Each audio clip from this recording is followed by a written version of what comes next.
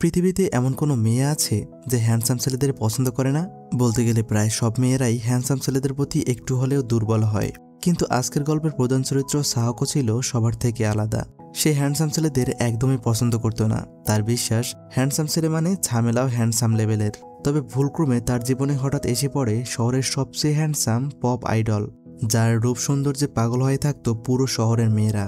এখন প্রশ্ন হলো, সেই ছেলেটি কি পারবে সাহাকোর পছন্দের মানুষ হয়ে উঠতে, নাকি উল্টে সাহাকোই একসময় তার প্রেমে হাবুডুবু খেতে থাকবে? জানতে হলে দেখতে হবে আজকের এই অসাধারণ রোমান্টিক গল্পটি। শুরুতেই দেখা যায় প্রার্থনা করতে সাহাকো তার বান্ধবীর সাথে একটা মন্দিরে এসেছে। এখানে তারা দুজন গল্প করছিল যে পপ গ্রুপ লাইক লিজেন্ডসকে নিয়ে। আসলে সেই মুহূর্তেই লাইক লিজেন্ডস গ্রুপের একটা স্টেজ পারফরমেন্স চলছিল। পুরো জাপানে এই গ্রুপটি ছিল বেশ জনপ্রিয়, কারণ তারা দর্শক আর শ্রোতাদের চোখ ধাঁধানো ড্যান্স এবং গানের মাধ্যমে মনোমুগ্ধ করে ফেলত।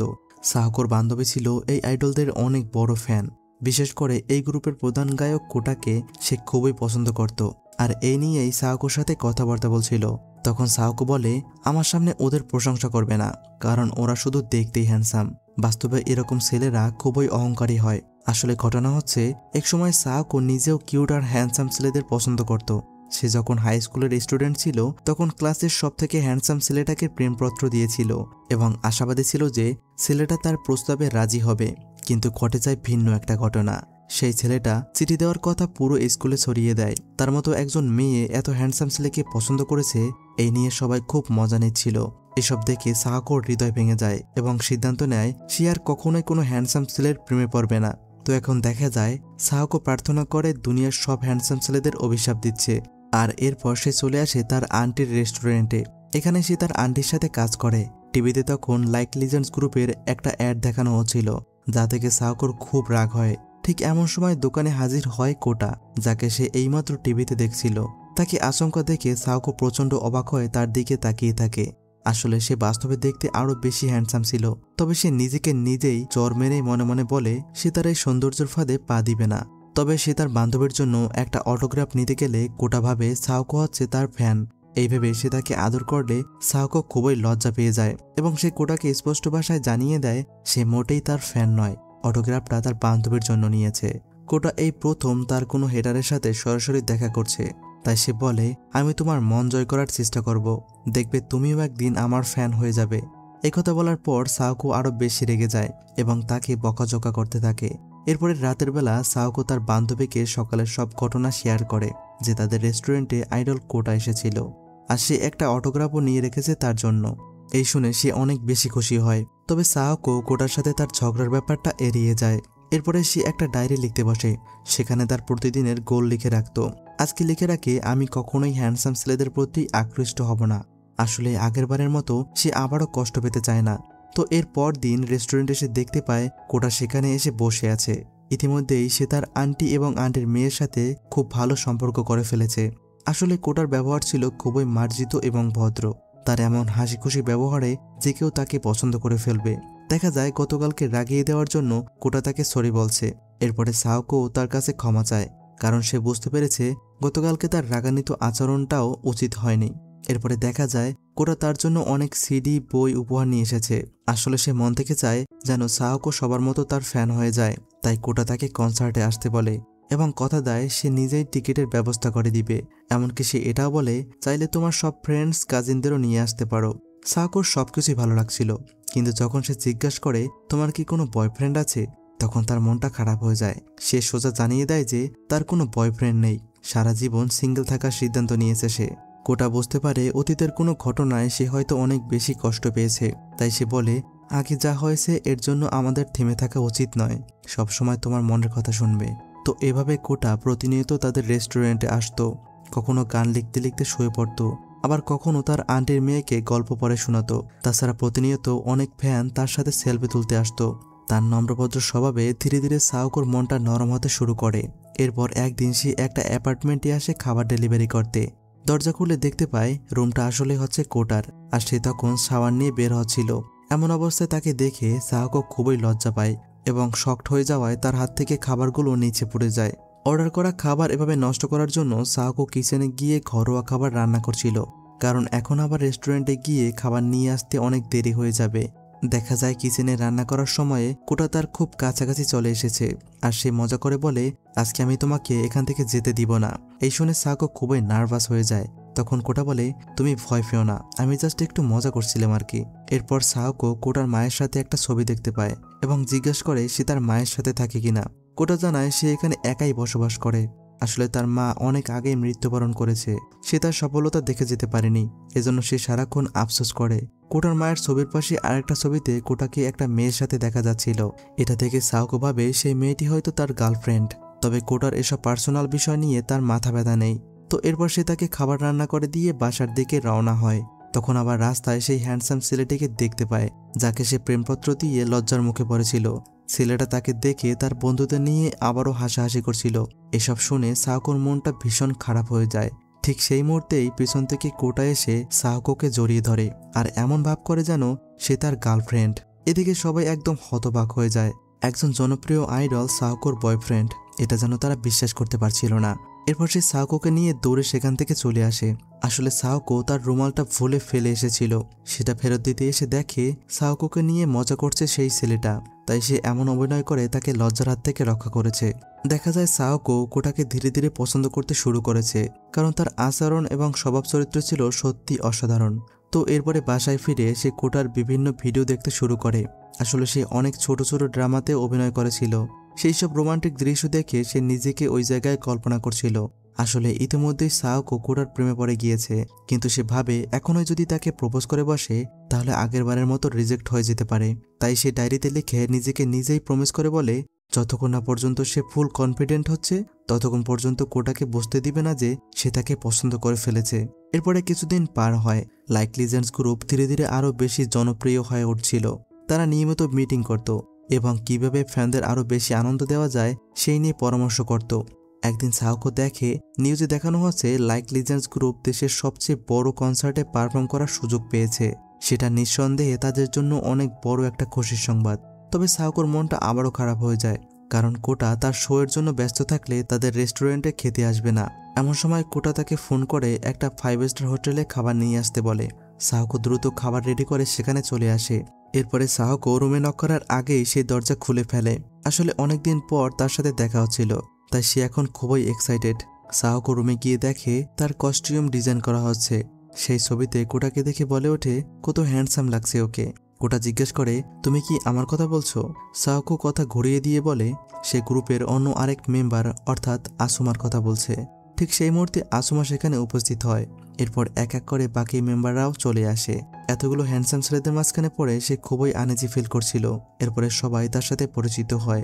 আসুমা জিজ্ঞেস করে, তুমি কি সত্যি আমার ফ্যান?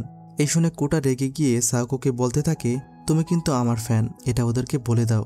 এই কথা বলতে বলতে সে তার অনেক কাছাকাছি চলে গেলে সাহকো নিচে পড়ে যায়। এরপরে দেখা যায় কোটা ইমিকে নামের এক সেলিব্রিটির সাথে ইন্টারভিউ করছে। দূর থেকে সাহকো সবকিছু দেখছিল। তখন আসুমা এসে তার সেই ডায়েরিটি দেখায়। আসলে এটা একটু আগে নিচে পড়ে গিয়েছিল। আসুমা বলে, এই ডায়েরিতে তুমি লিখে রেখেছো কোটাকে পছন্দ করো। যদি সত্যি এমনটা হয়ে থাকে তাহলে মনের কথা প্রকাশ করে দাও। যতই দেরি করবে ততই ভুল করবে। এরপর সাহকো তার হাত থেকে নিজের ডায়েরিটা নিয়ে নেয় এবং বলে, তোমাদের মতো হ্যান্ডসাম ছেলেরা কখনোই আমার অনুভূতি বুঝবে না, এই কারণে আমি এখন প্রপোজ করব না। তবে আসুমা বলে, তুমি যদি এখন না বলো তাহলে এমনও হতে পারে কোটা অন্য কারোর সাথে ডেট করবে, তখন কিন্তু তোমার অনেক খারাপ লাগবে। কথাবার্তার মাঝখানে ইমিকে সেখানে উপস্থিত হয়। সে আসলে ছিল কোটার ছোটবেলার বান্ধবী। সাহকো ভাবে তার সাথে কোটার সম্পর্ক আছে। এদিকে আসুমা তাকে ইমিকার সাথে পরিচয় করিয়ে দেয় তার সবচেয়ে বড় ফ্যান হিসেবে। এই শুনে ইমিকা মনে মনে একটু জেলাস ফিল করে। আসলে কাহিনী হচ্ছে ইমিকা কোটাকে নয় বরং আসুমাকে পছন্দ করে, যেটা সে জানতো না। অপরদিকে কোটাকে ইন্টারভিউতে জিজ্ঞেস করা হচ্ছিল, তোমার লাইফের সবচেয়ে বড় রিগ্রেট বা আফসোস কোনটা? কোটা জানায় তার কোনো আফসোস নেই, তবে তাকে দেখে বলা যায় সে কোনো একটা বিষয় খুব আফসোস করে। যাই হোক, পরদিন ছিল লাইক লিজেন্ডস গ্রুপের একটা মিউজিক ভিডিও শ্যুট, আর তারা খাবার অর্ডার করে সাহকোদের রেস্টুরেন্ট থেকে। সাহকো সেই খাবার নিয়ে শুটিং সেটে পৌঁছায়। এদিকে ডিরেক্টর তাদের অ্যাক্টিং নিয়ে বেশ অসন্তুষ্ট ছিল, কারণ ভিডিওর একটা সিনে তাদের রোমান্টিক অভিনয় করতে হবে ক্যামেরাতে তাকিয়ে, যেটা তারা করতে পারছিল না। আর এরকম শ্যুট তারা এর আগে কখনো করেনি। তো এখন তাদের মাথায় একটা আইডিয়া আসে। সাহকোকে সামনে দাঁড়িয়ে থাকতে বলে এবং এক এক করে তারা সাহকোর সামনে এসে রোমান্টিক কথাবার্তার প্র্যাকটিস করতে থাকে। এসব দেখে সাহকোর লজ্জায় একদম অজ্ঞান হয়ে যাওয়ার মতো অবস্থা হয়ে যায়। আর এরপর দেখা যায় ডিরেক্টর তাকে ধন্যবাদ জানাচ্ছে, কারণ সে না থাকলে কোটারা ভালোমতো অভিনয় করতে পারতো না। ডিরেক্টর সেখান থেকে চলে গেলে সাওকো কোটার একটা ছোট ছবি দেখে খুব এক্সাইটেড হয়ে যায় এবং একা একাই তার ব্যাপারে অনেক প্রশংসা করতে থাকে। শেষমেশ বলে ওঠে, আমি তোমাকে অনেক পছন্দ করি। এমন সময় পেছনে তাকিয়ে দেখে সেখানে কোটা দাঁড়িয়ে আছে। এই দেখে সে একদম হতবাক হয়ে যায়। সে ভাবে কোটা হয়তো তার কথাগুলো শুনে ফেলেছে। কোটা তখন মুচকি হাসছিল। এতে সে আরো বেশি লজ্জা পায় এবং সেখান থেকে চলে আসার চেষ্টা করতে থাকে। মনে মনে বলে, ভেবেছিলাম ওকে কিছুই বলতে দিব না, কিন্তু এখন আমি কি করব? কোটা তো সবকিছুই শুনে ফেললো। এমন সময় কোটা তার পেছনে পেছনে এখানেও চলে আসে। এরপর সে তাকে ধন্যবাদ জানায়, কারণ সে সাহায্য না করলে তারা বিপদে পড়ে যেত। এবার সে তাকে বলে, তোমার মতো একটা মেয়ের সাথে পরিচয় হয়ে আমি খুবই খুশি। আর হ্যাঁ, আমিও তোমাকে অনেক পছন্দ করি, তবে শুধু বন্ধু হিসেবে। সাওকো জিজ্ঞাসা করে, তুমি সেলিব্রিটি এই কারণে? কোটা জানায় সে আসলে নিজেকে নিজেই প্রমিস করেছিল যে তার জীবনে কখনো কোনো স্পেশাল ওয়ান, মানে কোনো প্রিয় মানুষ আসতে দিবে না। এই বলে সে চলে যায় এবং এতে সাওকোর মনটা একদম বিষণ্ণ হয়ে ওঠে। পরদিন সাওকো জিম করতে আসলে শুনতে পায় কয়েকজন মেয়ে কোটাকে নিয়ে সমালোচনা করছে। এরপরে সে নিউজ ঘেটে দেখে একটা স্ক্যান্ডাল ভাইরাল হয়েছে। কোটা এক মেয়েকে রিজেক্ট করে দেওয়ায় সেই মেয়েটি নাকি জীবন শেষ করে দিয়েছিল। এই ব্রেকিং নিউজটা আগুনের মতো চারিদিকে ছড়িয়ে পড়ে। এতে কোটার অনেক মানহানি হয়। পাশাপাশি তার লাইক লিজেন্ডস গ্রুপের মেম্বারদের উপরে অনেক চাপ হচ্ছিল। মিডিয়াতে তাকে নিয়ে অনেক আলোচনা সমালোচনা হতে থাকে। সবাই এটা বলছিল যে কোটাকে গ্রুপ থেকে বের করে দেওয়া উচিত। এসব নিউজ দেখে সাওকোর আরও বেশি খারাপ লাগছিল, কারণ সে বিশ্বাস করে এগুলো সবই হচ্ছে ফেক নিউজ। কিছুক্ষণ পরে রেস্টুরেন্টে এক ডেলিভারি বয় আসে। তার সাথে ছিল একটা বড় বাক্স। দেখা যায় সেই ডেলিভারি বয়টা আর কেউ না, সে হচ্ছে আসুমা। তাকে যেন কেউ চিনতে না পারে তাই এরকম গেটআপ নিয়ে এসেছে। আসলে সে সাওকোর কাছে একটা সাহায্য চায়। এই বলে সে বড় বাক্সটা খুলে ফেলে। সেখান থেকে বেরিয়ে আসে কোটা। আসলে কোটাকে বাসায় রাখা নিরাপদ হবে না, এমনকি তাদের কাছেও রাখতে পারছে না। তাই এমন জায়গায় রাখতে হবে যেখানে মানুষের আনাগোনা কম। তাই আসুমা ওকে কিছুদিনের জন্য সাওকোর বাসায় রাখার অনুরোধ করে। সাওকো তার কথায় রাজি হয়ে যায়। এরপরে তাকে রুমে নিয়ে আসে। দেখা যায় দুজনেই একটু বিব্রত বোধ করছে। সাওকো সাইলেন্স ভেঙে বলে, তোমার লজ্জা পাওয়ার প্রয়োজন নেই, তুমি নিশ্চিন্তে এখানে থাকতে পারো। যদি কোনো জিনিসের দরকার হয় তাহলে আমাকে বলবে। ওইদিকে ইমিকা লাইক লিজেন্ডস গ্রুপের সাথে দেখা করতে আসে। সবাই ভাবছিল কিভাবে কোটাকে এই বিপদ থেকে রক্ষা করবে। এমন সময় ম্যানেজার এসে জানায় তাদের আজকে শোটা ক্যান্সেল করে দেওয়া হয়েছে। এই শুনে তারা খুবই হতাশ হয়ে পড়ে। অন্যদিকে সাওকোকে দেখানো হয় ওয়াশরুমে। তখন আবার কোটা সেখানে ঢুকে পড়লে একটা অকওয়ার্ড সিচুয়েশন তৈরি হয়। এরপরে কোটা বারবার তাকে সরি বলতে থাকে। সে অনিচ্ছাকৃতভাবে ওয়াশরুমে ঢুকে পড়েছিল, কিন্তু সাওকো তার কথায় উত্তর দিচ্ছিল না। তাই কোটা নিজেকে দোষী মনে করে চলে যেতে থাকে। তখন সাওকো লাফ দিয়ে উঠে বলে, তোমাকে কোথাও যেতে হবে না, এই মুহূর্তে বাইরে যাওয়া ঠিক হবে না, আর আমি অন্য সব কথা ভুলে গিয়েছি। এরপরে সে খেয়াল করে কোটার চেহারাটা অসুস্থ দেখাচ্ছে। শরীরে হাত দিয়ে দেখে তার জ্বর এসেছে। এরপরে দেখা যায় সাওকো কোটার যত্ন নিতে শুরু করেছে। এমন সময় কোটা অনেক বেশি ইমোশনাল হয়ে পড়ে। সাওকোকে বলে, তোমাকে আমার জন্য অনেক কষ্ট করতে হচ্ছে। আচ্ছা, তোমারও কি সেই আর্টিকেলগুলোকে সত্যি মনে হয়? আসলে সেই আর্টিকেলগুলোতে শুধু কোটার দোষটাই দেখানো হচ্ছিল। সাওকো বলে সে ওই আর্টিকেলে বিশ্বাস করেনি, কারণ সে জানে কোটা খুব ভালো একটি ছেলে। সে অন্তত কাউকে মৃত্যু থেকে ঢেলে দিতে পারে না। তখন কোটা তার অতীতের ঘটনা খুলে বলতে শুরু করে। তার বাসায় যেই মেয়েটার ছবি দেখেছিল কোটার সাথে, সেই মেয়েটির নাম হচ্ছে রি। সে হচ্ছে তার একদম ছোটবেলার বেস্ট ফ্রেন্ড। যখনই সে একা ফিল করত তখন তাকে সান্ত্বনা দিতে চলে আসতো রি। তার জীবনের প্রতিটা খারাপ সময়ে সে তার পাশে ছিল। এভাবে দুজন ছোট থেকেই একসাথে বড় হয়েছে। তার এত বড় আইডল হওয়ার পিছনে রিয়ের অবদান ছিল সব থেকে বেশি। আসলে সে প্রথম দিকে অনেক ব্যর্থতার মুখ দেখেছে, তখন রি তাকে সবসময় মোটিভেট করত। তাছাড়া তার মায়ের মৃত্যুর পর সে যখন একদম একা হয়ে পড়েছিল, তখন রি ছিল তার একমাত্র আপনজন। আর ধীরে ধীরে তাদের রিলেশনশিপটা ফ্রেন্ডশিপ থেকে আরও বেশি গভীরে চলে যায়। তারা একে অপরকে পছন্দ করতে শুরু করে, কিন্তু কাজের ব্যস্ততায় তাদের সম্পর্কে ফাটল শুরু হয়। দেখা হতো দূরের কথা, ঠিকমতো কথাও হতো না দুজনের। কোটা চাইতো সঠিক সময় আসলে তাকে বিয়ের জন্য প্রপোজ করবে। সবকিছু প্ল্যানও করে রেখেছিল সে। কিন্তু একদিন হঠাৎ জানতে পারে রি একটা অ্যাক্সিডেন্টে মৃত্যুবরণ করেছে। ভাগ্যটা এতটাই খারাপ যে সে তার সাথে শেষবারের মতো দেখা করতে পারেনি। রি তাকে সত্যি অনেক বেশি ভালোবাসত, তার সুখ দুঃখের ব্যাপারে সবসময় খেয়াল রাখত। এসব ভেবে কোটা এখনও কষ্ট পায়, কারণ সে তাকে বিনিময়ে কিছুই দিতে পারেনি। তখন থেকেই সে সিদ্ধান্ত নিয়েছিল কখনোই কাউকে আর স্পেশাল ওয়ান বানাবে না। এসব শুনে সাওকো একদম স্থির হয়ে যায়। সে বলে, তুমি নিজেকে দোষারোপ করা বন্ধ করো আর এখন একটু রেস্ট নাও। আসলে হাজার হাজার মানুষ ভালোবাসলেও একটা মানুষ একাকিত্বে ভুগতে পারে, এটা সাহকো আজকে বুঝতে পারলো। যাই হোক, অপরদিকে দেখা যায় লাইক লিজেন্ডস গ্রুপটা যে কোম্পানির মাধ্যমে শো করত সেই কোম্পানি তাদের অ্যাকাউন্টগুলো অফ করে দিয়েছে, কারণ তারা অতিরিক্ত মাত্রা হেড কমেন্ট করে যাচ্ছিল। তবে আসুমারা এই সিদ্ধান্তে একদম খুশি হয়নি। তারা চাইছিল সত্যিটা সবার সামনে ক্লিয়ার করে দিতে। এইদিকে এই ব্যাপারে সাহকো কোটাকে কিছুই জানায় না, কারণ এই কথাটা সে জানতে পারলে অনেক বেশি মন খারাপ করবে। এভাবেই 2-3 দিন পার হয়ে যায়। সাহকোর সেবা যত্নে তার শরীর সুস্থ হয়ে উঠেছে। সে তার জন্য ব্রেকফাস্ট বানিয়ে নিয়ে আসে আর বলে, রিয়ার সাথে তোমার কতটা গভীর সম্পর্ক ছিল সেটা আমি জানি না, তবে এতটুকু বুঝতে পেরেছি তোমরা দুজন একসাথে অনেক সুখে ছিলে, কিন্তু বাস্তবতাকে কখনো এড়ানো যায় না। তাই এখন অ্যাক্সিডেন্টের জন্য নিজেকে দোষী মনে করা বন্ধ করো। এসব কিছু শুনে কোটার মনটা খানিকটা শান্ত হয়।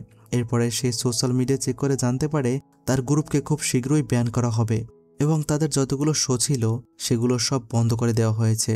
এই দেখে সে প্রচণ্ড হতাশ হয়ে পড়ে আর সিদ্ধান্ত নেয় সেই কোম্পানির সাথে সরাসরি যোগাযোগ করে সবকিছু ঠিক করে নেবে। তো এরপর সে সাওকো এবং তার আন্টিকে ধন্যবাদ জানিয়ে সেখান থেকে বিদায় নেয়। সাওকো প্রার্থনা করতে থাকে সে যেন সবকিছু ভালো ভালো সামলে নিতে পারে। এরপর এভাবেই দিন পার হতে থাকে। সাওকো কোটার জন্য খাবার রান্না করে পাঠাতো। আজ খাবারের সাথে ছোট্ট একটা নোট পাঠিয়ে দেয়। সেখানে লেখা ছিল, তোমার ফ্যানরা তোমার সাথে আছে, তুমি শুধু হাল ছেড়ো না। এই নোটটা দেখে কোটা অনেক বেশি খুশি হয় এবং অনেক মোটিভেট ফিল করে। এরপর একদিন সে লাইক লিজেন্ডস গ্রুপকে মোটিভেট করতে চলে আসে। সে একটা মাস্ক পরেছিল যাতে কেউ তাকে চিনতে না পারে। এখন চিৎকার করে বলতে থাকে, তোমরা গুজবে কান দিও না, আমরা তোমাদের শো আবারও দেখতে চাই। এসব বলে বলে তাদের প্রশংসা করে। এরপর থেকে তারা যেখানেই যেত সেখানেই সাওকো মাস্ক পরে পৌঁছে যেত আর তাদেরকে দূর থেকেই মোটিভেট করত। এসব দেখে মাস্ক পরা মেয়েটার বিষয়ে কোটার কৌতূহল জাগে। এরপর একটু ভালোভাবে খেয়াল করে দেখে সে হচ্ছে সাওকো।